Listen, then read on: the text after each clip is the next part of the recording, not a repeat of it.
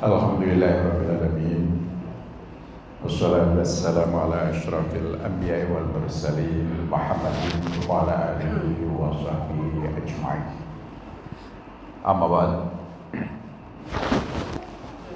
Jamaah subuh Masjid Sungai Pinang rahmatullah.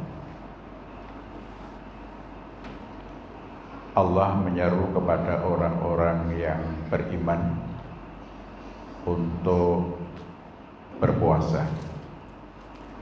A'udzubillahi minasyaitonirrajim. Ya ayyuhalladzina amanu kutiba alaikumusiyam kama kutiba alal ladzina min qablikum la'allakum tattaqun. Wahai orang-orang yang beriman, ditetapkan atas kalian semua berpuasa sebagaimana telah ditetapkan kepada orang-orang sebelum kalian agar kalian bertakwa. Sasaran dari seruan ini adalah alladzina amanu, orang-orang yang beriman. Kita yang memenuhi seruan itu adalah orang-orang yang di dalam diri kita ada iman. Orang yang beriman itu memiliki sifat-sifat yang sangat menakjubkan. Sebagaimana disabdakan oleh Nabi kita, ajaban li amril mu'min. Menakjubkan sekali urusan orang-orang mukmin itu. Inna amrohu kullahu lahu khair. Semua urusan, semua peristiwa yang dialami berakibat baik baginya. Walaisa misla dzalika illa lil mu'min. Dan tidak ada yang seperti itu kecuali atas orang-orang mukmin saja. In asabatus sarra syakara bahwa khairullah. Kalau dia mendapatkan kemudahan, mendapatkan kenikmatan, mendapatkan sesuatu yang menyenangkan, adanya bersyukur. Dan akibat syukur itu baik baginya. Wa in asabatu dzarra sabara fakana khairallah. Apabila dia mendapatkan kesulitan, kesusahan, sesuatu yang tidak nyaman, musibah, adanya sabar. Dan akibat sabar itu baik pula baginya. Jamaah rahimakumullah, ini sifat-sifat seorang mukmin yang oleh Nabi kita digambarkan sangat menakjubkan. Peristiwa apapun yang dialami, menghadapinya hanya dengan dua cara, syukur dan sabar. Syukur ketika mendapatkan sesuatu yang menyenangkan, nyaman, nikmat, ini adanya syukur. Dan syukur itu berakibat baik baginya. Jamaah rahimakumullah, syukur ini bahkan orang-orang barat itu menjadikan sebagai sebuah teori motivasi untuk menjadi berkelimpahan, berkecukupan, kaya. Itu ternyata rumusnya syukur. Nah, syukur itu ya, Bapak Ibu bisa membaca bukunya Rhonda Byrne, ya, judulnya The Script, ya, Rahasia, yang dulu menjadi buku bestseller, hampir di toko-toko buku besar itu ada. Ya. Nah, di situ disampaikan setiap capaian sekecil apapun, ya, yang kamu alami, yang kamu dapatkan, ucapkan terima kasih. Maka ucapan terima kasih itu akan memanggil semesta untuk memberikan apresiasi yang pada akhirnya engkau akan mendapatkan sesuatu yang lebih besar daripada yang kamu terima kasih itu. Ini orang Barat, ya, Rhonda Byrne. Jadi menemukan sebuah teori yang namanya the law of attraction, hukum tarik-menarik, bahwa terima kasih akan menarik semesta untuk memberikan apresiasi yang lebih banyak. Nah, di dalam buku itu bahkan ada videonya juga, ya. Itu digambarkan bagaimana orang-orang yang mulai berterima kasih terhadap capaian sekecil apapun, ya, itu mendapatkan sesuatu yang istimewa. Ya. Ini teori Barat. Nah, bagaimana dengan teori Allah? Kalau teori Allah, sekecil apapun yang kita dapatkan, kalau kita bersyukur, rumus yang telah Allah tetapkan adalah la in syakartum la azidannakum wa la in kafartum inna adzabi lasyadid. Sungguh apabila kamu bersyukur, akan aku tambah-tambah nikmatku. Tetapi kalau kamu kufur, azabku amatlah pedih. Allah telah menetapkan rumus.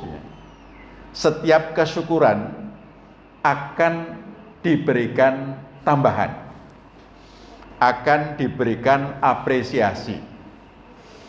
Nah, ini beda dengan konsepnya Rhonda Byrne, konsep Barat, yang merespon adalah semesta. Itu kalau konsep Barat. Tetapi dalam Islam, yang merespon bukan semesta. Yang merespon adalah pemilik, pencipta semesta, Allah Subhanahu wa Ta'ala. Jadi rumusnya, Allah akan memberikan keberlimpahan kepada orang-orang yang bersyukur. Tapi sungguh syukur ini bukan perkara yang mudah. Sehingga Allah menyatakan, wa qalilum min ibadiyasy syakur. Ternyata sedikit saja di antara hamba-hambaku yang pandai bersyukur. Jadi tidak banyak. Karena apa? Biasanya kalau kita mendapatkan suatu capaian cuman kecil, kemudian kita membandingkan capaian yang didapatkan oleh orang-orang di sekitar kita kok lebih banyak, biasanya kita lupa bersyukur. Kok saya cuman dapat segini, dia kok dapat lebih baik dari saya. Nah, sehingga yang muncul bukan syukur, yang muncul kufur. Padahal kalau kita bisa mengenali apa yang kita dapatkan sekecil apapun, sekecil apapun, itu akan menghadirkan keberlimpahan. Maka banyak orang yang tidak naik ke level berikutnya karena setiap prestasi yang dia dapatkan dirasakan kecil, tidak ada rasa syukurnya. Kok cuman segini, ya. Dengan kerja yang sama, orang lain mendapat lebih banyak. Ini sehingga yang ada adalah keluhan, mengeluh, Maka mengeluh ini merupakan sebuah kebiasaan yang menjadikan kita terhambat untuk memperoleh anugerah Allah yang lebih besar lagi. Maka bisa bersyukur. Ini merupakan sebuah kemampuan seorang mukmin yang perlu diasah. Sebab apa yang kita dapatkan ini sesungguhnya luar biasa yang harus kita syukuri. Di antara nikmat yang rasa-rasanya tiap hari telah kita rasakan, misalnya nikmat sehat, kadang-kadang kita lupa mensyukurinya. Kadang-kadang kita bersyukur ketika nikmat itu dicabut. Ya. Tadi malam saya mendengarkan sebuah pengajian yang menceritakan Ustadz ini pernah menjenguk sahabatnya yang sakit, lumpuh total lumpuh total. Orang Samarinda, kemudian berobat ke Jogja selama 4 bulan belum sembuh. Itu katanya ketika dijenguk, meskipun dia lumpuh, itu masih bisa bicara, bisa komunikasi. Itu komentarnya, bersyukurlah Bapak tangannya masih bisa digerakkan, sehingga ketika kepalanya gatal bisa menggaruk. Saya ini kalau kepala terasa gatal, nggaruk aja tidak bisa. Ini hari-hari kita bisa menggaruk, bisa melakukan aktivitas, bisa ke masjid, kadang-kadang kita tidak merasa. Baru merasa ketika itu dicabut. Bisa berjalan dengan baik, itu kenikmatan yang luar biasa. Saya dalam waktu beberapa bulan tidak bisa jalan, Masya Allah, ternyata nikmat bisa jalan itu luar biasa. Nah, ternyata kadang-kadang Bapak Ibu sekalian, untuk bisa bersyukur, Allah melatih kita dengan peristiwa-peristiwa yang kita hadapi. Banyak orang yang kemudian tersadar, oh ya, kenapa aku tidak bersyukur. Tapi banyak juga yang justru mengeluh, kenapa aku diberikan penderitaan seperti ini, kenapa aku diberikan ketidakmampuan seperti ini, sehingga yang ada adalah mengeluh. Maka ada sebuah buku motivasi yang menurut saya cukup istimewa, bahwa salah satu kunci sukses adalah jangan mengeluh. Orang yang suka mengeluh biasanya tidak bisa sukses.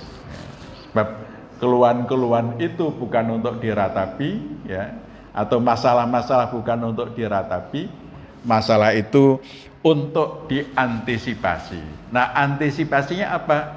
In asabat dzarra sabara, bahwa khairullah. Kalau kalian mendapatkan kesulitan, sesuatu yang tidak nyaman, adanya adalah sabar. Dan sabar itu akibatnya baik baginya. Kesulitan-kesulitan merupakan bagian dari ujian hidup kita. Kesulitan ini akan menjadikan kita naik ke level berikutnya. Karena rumus yang telah Allah tetapkan, fa inna ma'al usri yusra, maka sungguh bersama kesulitan itu akan hadir kemudahan. Sungguh, diulangi lagi, ma'al usri yusra, bersama kesulitan itu hadir kemudahan. Bapak-Ibu sekalian, ini sudah menjadi bagian dari rumus atau bagian dari ketentuan Allah, atau dalam bahasa lain bagian dari takdir Allah, bahwa kesulitan itu akan menghadirkan kemudahan. Oleh karena itu, ketika kita menghadapi kesulitan, kita harus berbaik sangka Allah akan menghadirkan kemudahan kalau kita sabar. Tapi kalau kita tidak sabar, tentu yang akan kita dapatkan bukan kemudahan, tapi kesulitan itu akan datang silih berganti. Mudah-mudahan bermanfaat. Atanallah yakum ajma'in. Nasr minallah fathun qarib. Assalamualaikum warahmatullahi wabarakatuh.